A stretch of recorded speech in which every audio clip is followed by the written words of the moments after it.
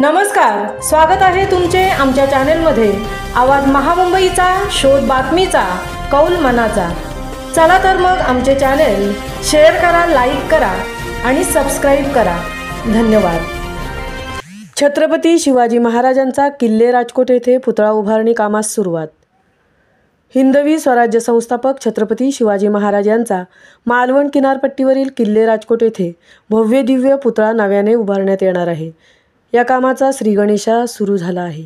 खोदाई सुरू करण्यात आली आहे, परंतु खोदाईच्या कामात कठीण खडक सापडल्यामुळे कामाचा वेग मंदावत आहे।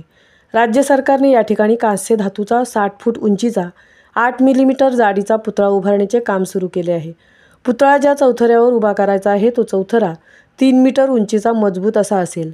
निविदेनुसार 100 वर्ष टिकेल असा पुतळा बांधण्याची आट घातली आहे। ज्येष्ठ शिल्पकार राम सुतार यांचा मुलगा अनिल सुतार यांच्या कंपनीला हे काम दिले आहे।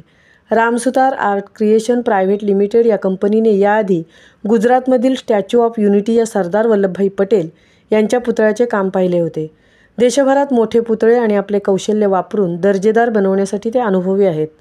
त्यांना राज्य शासनाने राजकोट किल्ला येथे छत्रपती शिवाजी महाराज यांच्या पुतळ्याची रचना, अभियांत्रिकी, बांधकाम, उभारणी, संचलन, देखभाल, दुरुस्ती करण्याची निविदा प्रसिद्ध केली होती।